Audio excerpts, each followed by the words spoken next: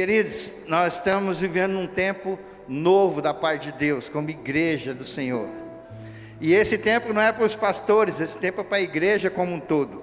E Deus está fechando os ciclos e nós vamos avançar como nunca antes, em todas as direções. Você vai ser curado de coisas que você nem imaginava. Você vai prosperar de um jeito que você nem vai saber onde colocar, conforme a Bíblia diz. Você vai chegar num tempo, num nível de conquista que as pessoas vão olhar para você e falar: eu quero isso que você tem. Você crê nisso? Glória a Deus. Então a pergunta é: quem está escrevendo a história atual? Que história nós estamos escrevendo? Deus ministrou isso, pela manhã foi tremendo, e eu estou tremendo para ministrar. Quando Deus dá a palavra, compartilhei isso com a pastora, parece que quanto mais Deus fala, mais temor cai dentro da gente, e mais tremor, porque não é fácil falar para a igreja do Senhor. Estou falando com a noiva do Senhor, com alguém que está sendo preparada, ataviada, está sendo enfeitada para estar diante do noivo, e eu estou falando de você. Então, como que nós estamos lidando, como que nós estamos escrevendo, o que nós estamos deixando na história atual? Porque eu estou dizendo isso? Deus me levou para esse texto, Atos capítulo 28, verso 30 e 31. Por 2 anos, o texto diz, por 2 anos inteiros, Paulo permaneceu na casa que havia alugado e recebia todos os que iam vê-lo. Pregava o reino de Deus e ensinava a respeito do Senhor Jesus Cristo abertamente, sem impedimento algum. Ponto. Está ali. Atos é um dos poucos livros do Novo Testamento que termina sem um amém. Você vê que não tem um final. Então quem está escrevendo Atos 29? Senão a igreja depois de Atos dos Apóstolos. Jesus falou que nós faríamos coisas maiores ainda. Então fala assim para o vizinho que está do seu lado: é você que está escrevendo Atos 29. E aí a pergunta: o que nós estamos escrevendo, o que nós estamos deixando para a nossa geração, para a nossa história? Ah, pastor, mas os tempos de hoje é muito difícil. Concorda que os tempos estão muito difíceis? Tá? Aliás, o tempo hoje é uma coisa muito escassa. Parece que antigamente havia mais tempo. E desde que Deus organizou o mundo, um dia continua tendo 24 horas. Mas por que parece que naquele tempo era mais fácil? Porque você não estava lá. Eu cheguei nessa conclusão sozinho, você acredita? A gente não estava sentindo aquilo lá, então parece que é mais fácil. A guerra da Ucrânia e da Rússia está atingindo a gente indiretamente, mas nós não estamos vivendo aquela aflição que está lá. E o negócio está passando ao vivo, nesse tempo que se chama... Coisa acontece. É para repetir o que foi de manhã, né? Então tá certo. Terremoto, falta de bateria. Certinho, né, Dudu? Ó. Essas coisas que estão acontecendo nos nossos dias, nos nossos quintais. Mais uma tragédia no Rio de Janeiro. Uau! E o que isso tem influenciado na nossa vida? Sabe, queridos, nós, olhando para a história, olhando ao nosso redor, a história contemporânea da humanidade, nunca foi fácil. Desde que Adão e Eva pisaram na bola lá no paraíso, você conhece a história? Não ficou fácil para ninguém. Desde então o negócio está muito ruim. E nos tempos de Jesus não era difícil, mas a palavra já nos adverte que nós enfrentaríamos falsos profetas, falsos ensinos misturados, religiões, heresias, pessoas, queridos, que biblicamente seriam condenados, apedrejados diante da lei do Senhor, e que são heróis e referência para a nossa geração. Pessoas terríveis. Então, doutrinas contrárias ao que o Senhor está ensinando, ao que o Senhor deixou, querendo eliminar, querendo nos calar.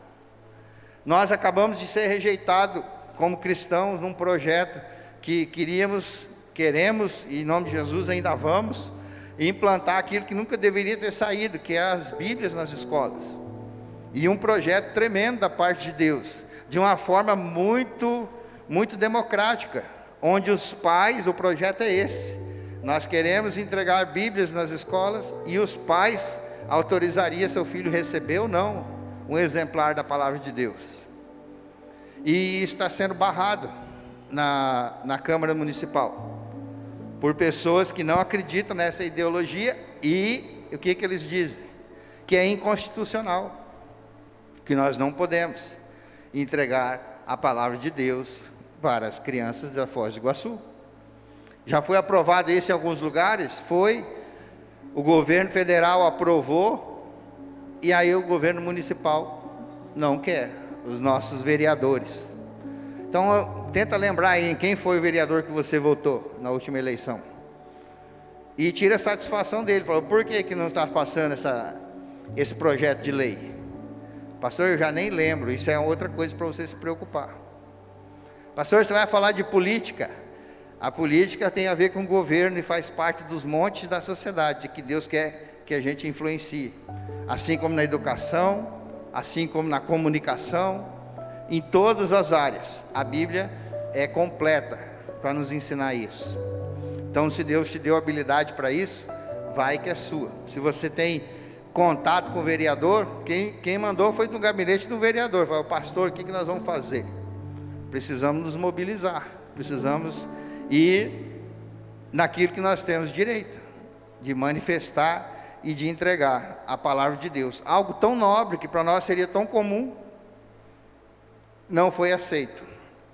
Então, essas coisas, essas dificuldades, sempre teve, sempre houve, sempre haverá. É por isso que Jesus morreu na cruz, para que nós pudéssemos vencer essas coisas. E não apenas vencer, mas ser mais que vencedor, a palavra diz. Amém? Então não podemos cruzar os braços, somos minoria, não vai fazer diferença. Faz sim. Cada um fazendo a sua parte faz diferença sim.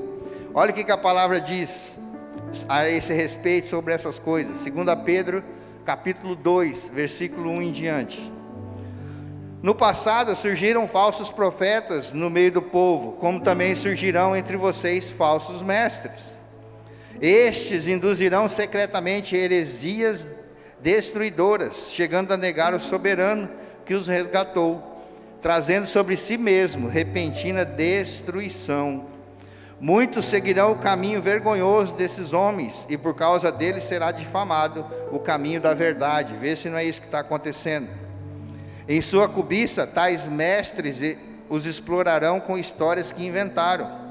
Há muito tempo a sua condenação paira sobre eles, e a sua destruição não tarda. Pois Deus não poupou os anjos que pecaram, mas os lançou no inferno. Fique tranquilo, queridos. Parece que às vezes nós estamos perdendo a batalha, mas o Senhor entra com a providência. Os anjos se rebelaram junto com Satanás contra Deus e foram lançados no inferno, prendendo-os em abismos tenebrosos, a fim de serem reservados para o juízo.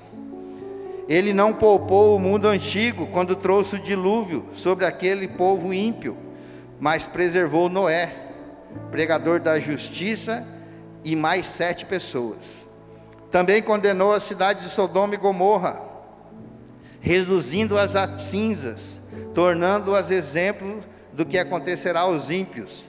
Mas livrou Ló, homem justo, que se afligia com o procedimento libertino dos que não tinham princípios morais. Pois vivendo entre eles todos os dias, aquele justo se atormentava em sua alma justa, por causa das maldades em que via e ouvia. As maldades, as coisas erradas que você está vendo hoje, tem te atormentado? Você precisa responder isso. Vemos, portanto, que o Senhor sabe livrar os piedosos da provação e manter em castigo os ímpios para o dia do juízo, especialmente os que seguem os desejos impuros da carne e desprezam as autoridades. Insolentes e arrogantes, tais homens não têm medo de difamar os seres celestiais. Eles falam contra Deus, contra os anjos, contra a igreja, contra os cristãos. Não tem temor a nada, e seus dias estão contados. Então qual que é o problema, pastor? Se isso vai ser condenado? O problema é que a gente era um desses. O problema é que nós fomos um desses. E Deus quer que, assim como eu e você tivemos essa oportunidade, nós façamos a mesma coisa e testemunhamos daquilo que o Senhor tem feito na nossa vida. O que fazer? A Bíblia mesmo responde, a Bíblia nos instrui ao que fazer. 1 João capítulo 4, versículo 1 em diante. Ele diz assim: amados, não creia em qualquer espírito, mas examine os espíritos para ver se eles procedem de Deus, porque muitos falsos profetas têm saído pelo mundo. Olha que interessante. Você pode reconhecer o Espírito de Deus deste modo. 2 pontos. Aqui está um segredo. Todo espírito que confessa que Jesus Cristo veio em carne procede de Deus. Mas todo espírito que não confessa Jesus não procede de Deus. Esse é o espírito do anticristo, acerca do qual vocês ouviram que está vindo e agora já está no mundo. Então às vezes uma ideia parece tão boa, tão melhor, tão bacana, tão de família, e não passa de demônios, não passa de espíritos imundos querendo nos enganar. Sabe, queridos, quando nós nos posicionamos pelas escrituras sagradas, quando nós optamos a fazer o que é certo, a nos posicionar, nossa doutrina bíblica, porque quando falo de doutrinação parece uma coisa ruim, mas desde muito cedo eu aprendi doutrinas bíblicas, ou seja, ensinos da palavra. E aí quando você se volta para defender aquilo que você acredita, quando você se volta para ser um cristão de verdade, nós somos taxados, rotulados por aqueles que não são, de religiosos, de radicais, de intolerantes, de tudo quanto é ismo. É isso que acontece. Mas isso vai diminuir aquilo que nós somos? Jamais. Importa que Deus está falando de nós. O próprio Jesus não teve uma boa fama entre os seus e entre os do mundo, mas aqueles que tiveram a revelação de quem Ele era, pois sabia que Ele veio do Senhor, veio em carne, mas veio de Deus. E esses permaneceram fiéis e estão com o Senhor na glória para o dia da redenção final. Agora, como nós podemos ler os evangelhos e querer que a igreja e a nossa vida tenham uma vida e um posicionamento agradável? Vou usar essa palavra. Como que nós vamos ler os evangelhos e entender isso e achar que Deus está para nos servir? Que Deus é como um garçom que você pede, exige, faz cara feia, faz bico, faz manha, e acha que Ele é obrigado a se mover naquilo que você quer? Aonde foi aprendido isso? Aonde, quando isso entrou no nosso coração? Eu te garanto, não veio do Senhor. Ah, mas Deus não quer que a gente prospere. Sabe aquele evangelho tabajara, seus problemas acabaram? Isso não existe. Aliás, para alguns que não tinham esses problemas, quando vem para o Senhor começa a ter. Porque o evangelho de Jesus, o evangelho verdadeiro, tem a ver com renúncia. Ele fala para a gente deixar, a hora que diz Lucas capítulo 14: se alguém vem a mim e ama seu pai, sua mãe, sua mulher, seus filhos, seus irmãos e irmãs e até sua própria vida, mais do que a mim, não pode ser meu discípulo. Pastor, mas a igreja não é a igreja da família? Nós não precisamos preservar a família? A família é só a primeira célula, é só a primeira missão como resgate, seu primeiro lugar para discipular alguém é a família. Não está dizendo que você deve eliminar esses da sua vida. E às vezes, e muitas das vezes, alguém sofre isso. Ah, eu vim para a igreja quebrando a tradição da família, quebrando a religião da qual meus pais nasceram, e simplesmente eu não sou mais bem-vindo na família. E aí você pede, eu fiz uma conta por baixo aqui, um pai, uma mãe, alguns irmãos, 6, 7, 15 pessoas, se a família for grande, você perde esses da família. Só que Deus te dá uma família espiritual, que só aqui na ceifa você já recebe 1000 logo de cara. E todos os contatos, os irmãos que a gente tem mundo afora, você pode viajar esse mundo inteiro através das casas dos irmãos. É uma família muito maior. E um pai que não erra. E um pai que não desampara, que não abandona. Então, por isso que ele diz sem medo, se quem quiser me seguir tem que deixar tudo isso. Ou seja, Deus tem que estar em primeiro lugar. É isso que a palavra está dizendo. O evangelho é entrega. Salmo 37 diz: entregue o seu caminho ao Senhor, confia nele e ele agirá. A gente quer que Deus haja, mas a gente não confia, não entrega o caminho. Não, se o Senhor agir, eu vou. Aí onde é que fica a fé? Não é o café, é a fé.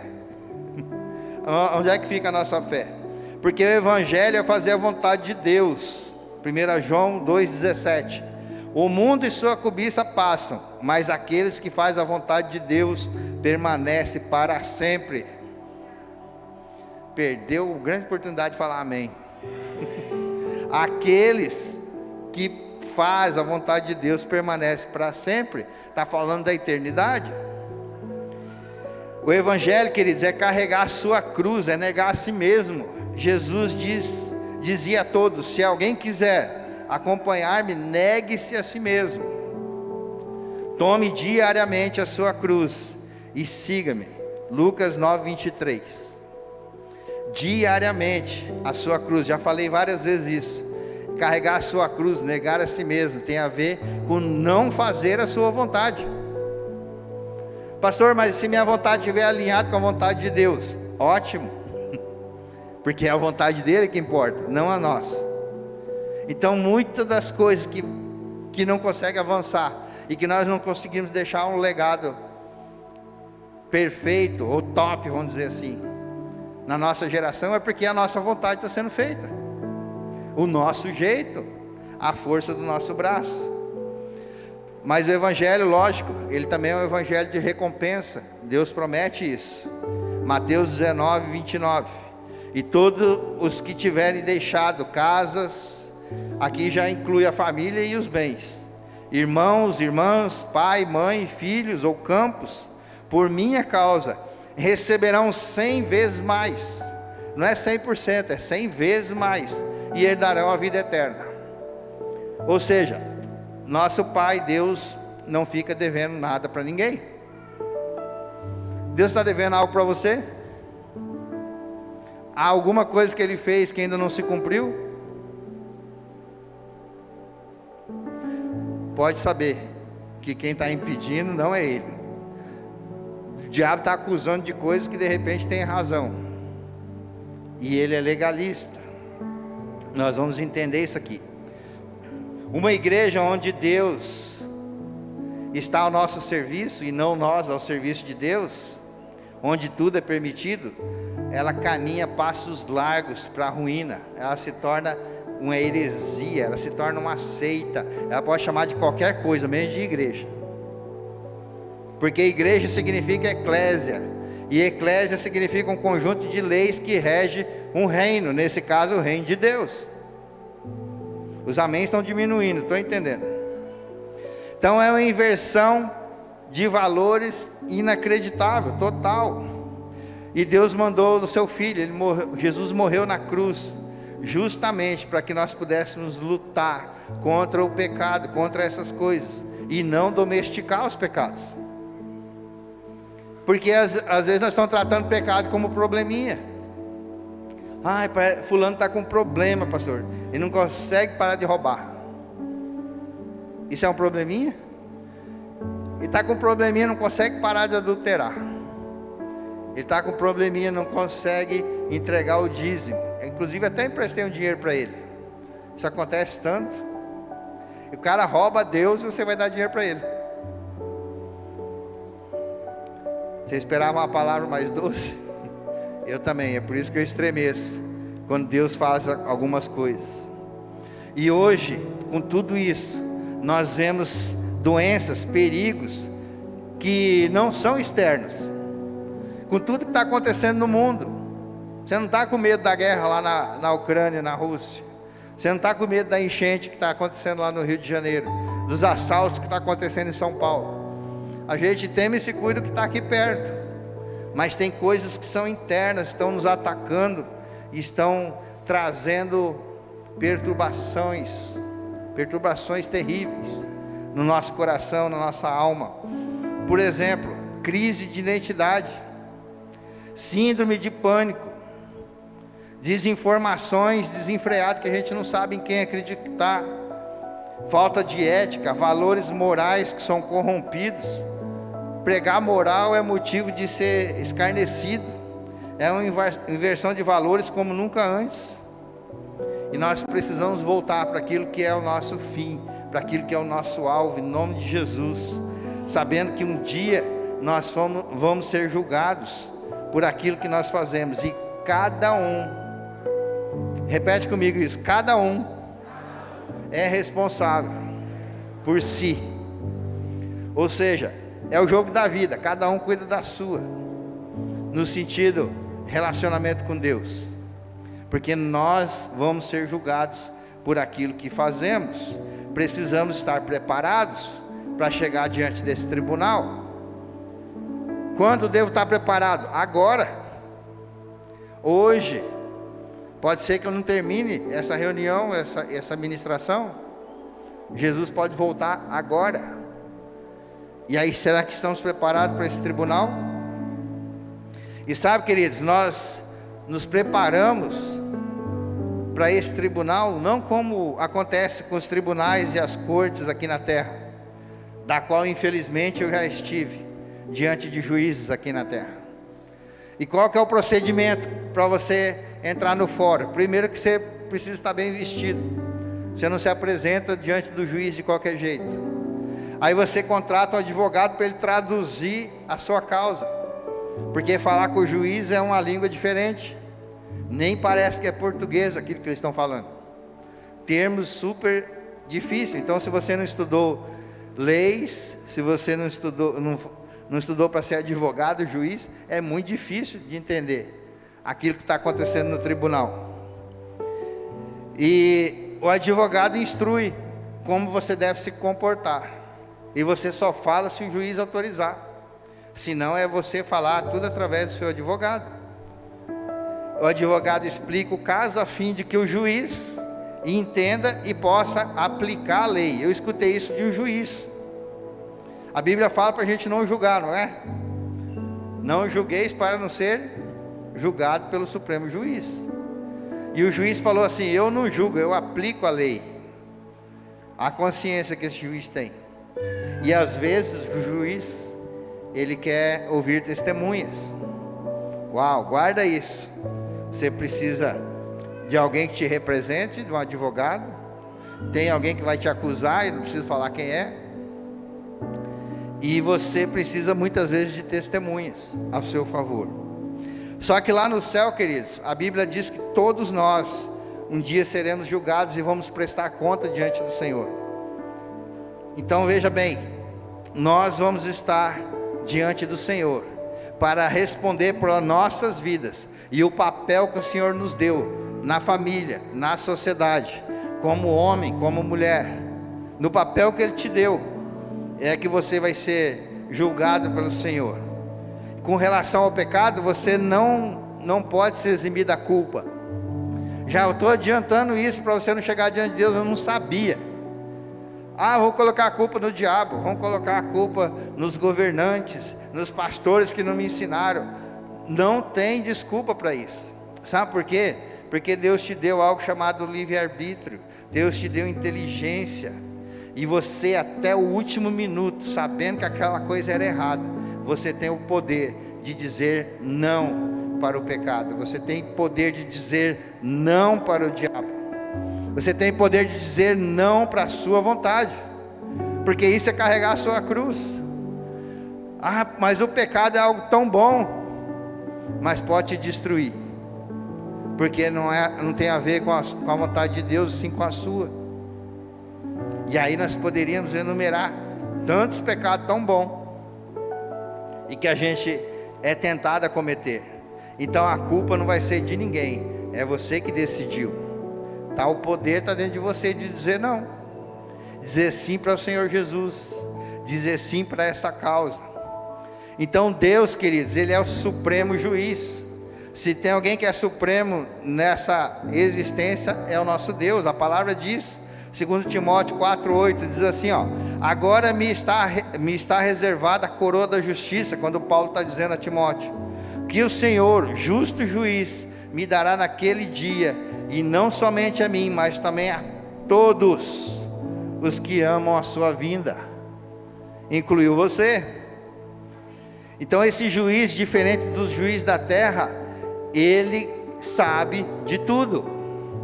Ele não precisa de ninguém para estar traduzindo o que você fez. Ele tem conhecimento de tudo. Mas nós temos um promotor de acusação, que é o diabo. A Bíblia diz que ele é o acusador. Mas melhor do que isso, muito melhor do que isso, nós temos um advogado. A palavra diz que Jesus é o nosso advogado, está à direita de Deus. Ele intercede por nós. Ele pagou por essa causa. Quando você se arrepende, mediante seu arrependimento, Ele mostra um papel assinado em vermelho com o sangue dele, dizendo: Pai, Senhor juiz, está pago. Mas ele fez isso, mas se arrependeu de verdade. Eu acho que você está entendendo. E olha só o milagre. Aqui você vai ferver de emoção. Porque Jesus nos justifica. E se você é verdadeiramente arrependido, você é transformado de réu. Você não é mais acusado. E você se transforma em testemunha de Deus. Uau! De réu para testemunha. Sabe, queridos, eu não sei se você já teve que testemunhar em algum fórum, algum juiz te intimou. Você não fala assim: não estou afim não. Testemunhar sobre essa tal coisa, o juiz sabe que você viu. Então é um termo legal, você não tem opção, você vai testemunhar. Quero ver quem faz eu testemunhar. Ele manda uma galera de azul lá, no nosso caso aqui de marrom. Você vai com 2 pulseirinhas prateadas, bonitas, mas você vai. Você vai cumprir, você vai testemunhar. E aí Jesus fala que nós seríamos testemunha dele. Atos capítulo 1, versículo 8. Mas receberão poder quando o Espírito Santo descer sobre vocês. Então quando que é? Quando o Espírito Santo descer, ele já desceu, amém? E serão minhas testemunhas em Jerusalém, Judéia, Samaria e todos os confins da terra. Sabe, queridos, pastor, você pode dizer assim, e eu já pensei assim, mas eu nem nasci quando aconteceu tudo.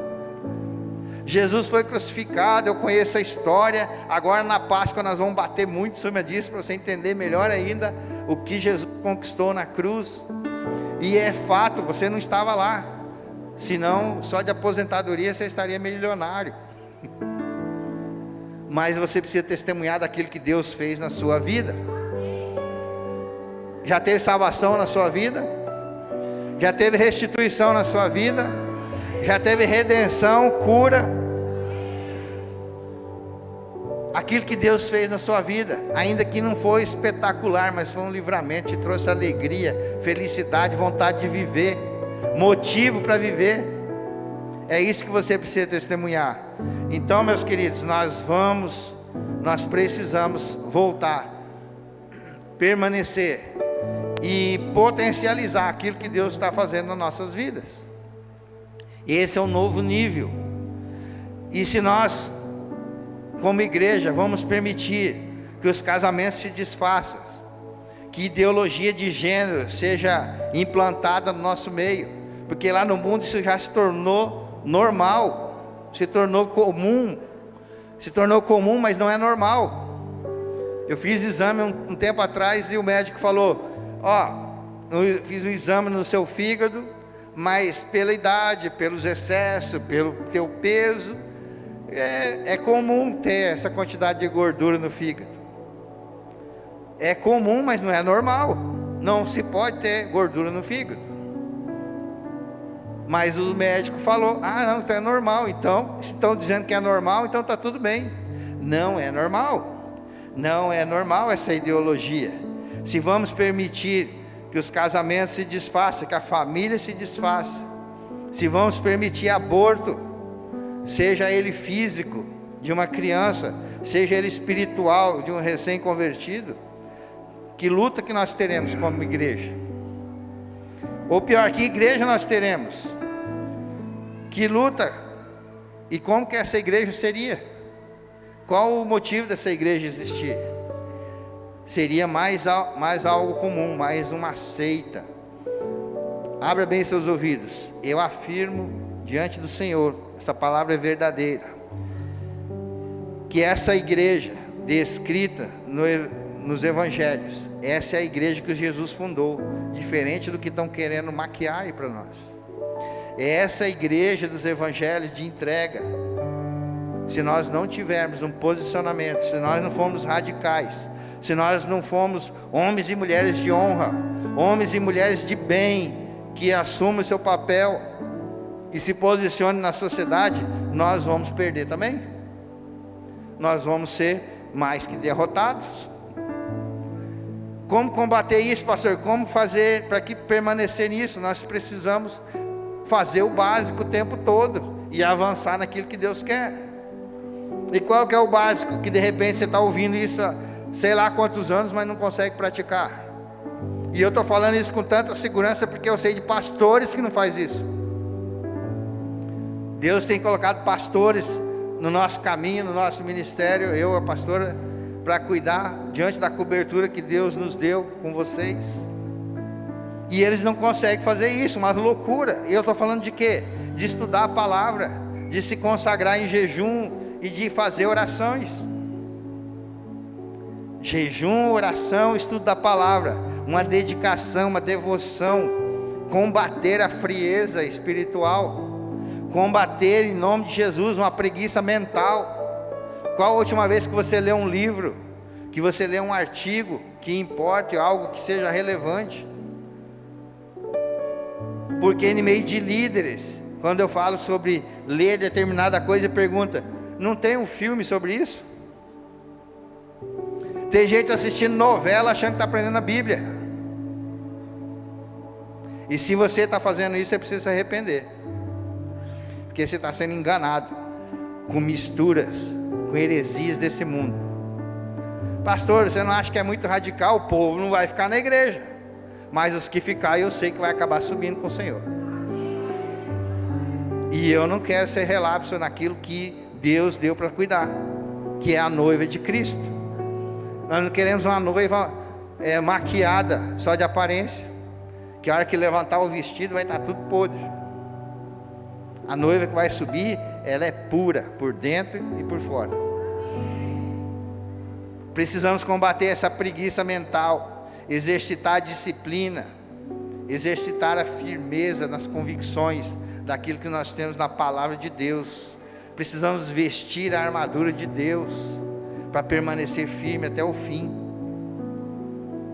Olha isso, queridos, preste atenção nisso, porque isso veio de um grupo de pastores, está falando da igreja, mas isso serve para a família, serve para a sua empresa, serve para os seus relacionamentos, para a sua profissão, para a área da sociedade que você atua, serve para a sua vida. E o texto é muito forte, e diz assim: como matar a sua igreja? Abra os seus ouvidos. Não participe dos cultos, nem das programações. Uma das melhores maneiras de enfraquecer a igreja é não frequentá-la. Só apareça quando estiver tudo bem. Quando estiver chovendo, fizer calor, houver problemas, seu time jogar, ainda perder, no caso de hoje, chegar visitas, não venha para a igreja quando acontecer isso. Diga que há falhas em tudo e em todos. Veja os problemas e divulgue-os. Não dê ideias para solucionar nem resolver nada. Certamente assim você estrangulará a sua igreja. Não sirva, não contribui, não coopere, só exija. Não ajude em nada. Não seja voluntário, e se for, faça o mínimo. E diga que quem ganha é que deve fazer. critique pelas costas. Não fale com quem resolve, fale com quem polemiza, com quem é problemático. Não vá em busca dos desviados e nem dos perdidos. Mate a sua igreja pela falta de crescimento e serviço. Não dê primícias, dízimos e ofertas. Diga que o seu pastor tenha que trabalhar e que a igreja já tem muitos contribuintes. Depois de toda essa contribuição espontânea, quando a igreja estiver agonizando, encha o peito e diga: eu não disse?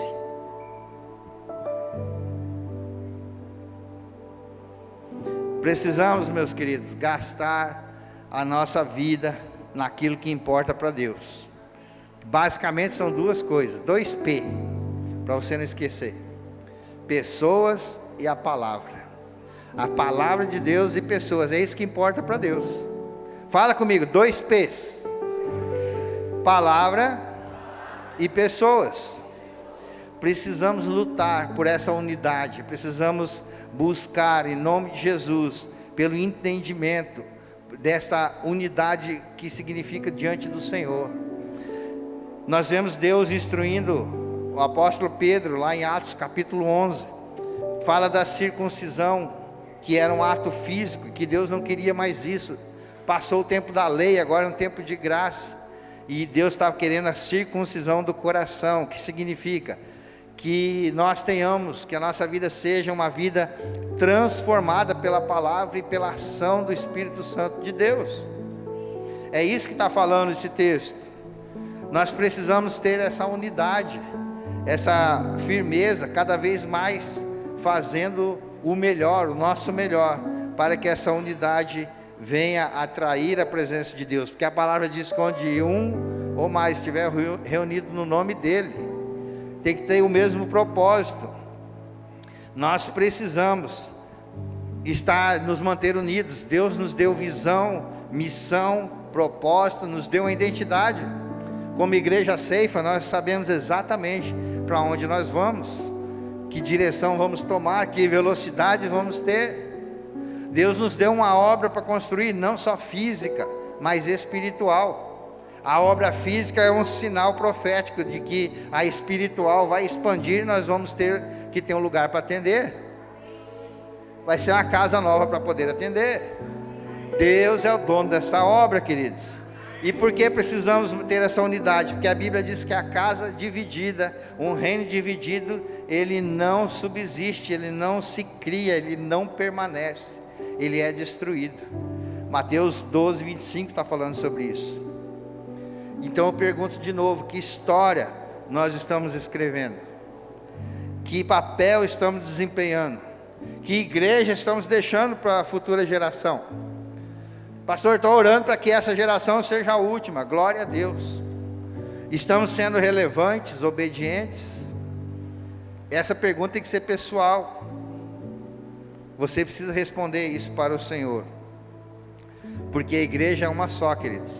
Precisamos escutar o que Jesus já falou na sua palavra, o que o Espírito Santo está falando, porque aquele que escutar e permanecer até o fim, esse vai estar com ele na eternidade, naquela grande festa, no tempo de redenção. Aí sim, no tempo de se vestir para a festa, de se vestir de noiva e estar nas bodas do Cordeiro, e depois nós vamos reinar em nome de Jesus. Nós vamos reinar com Cristo nessa terra. Nós vamos ser atendidos pelo próprio Deus, por aquele que é responsável pela nossa redenção. Vai ser um dia glorioso.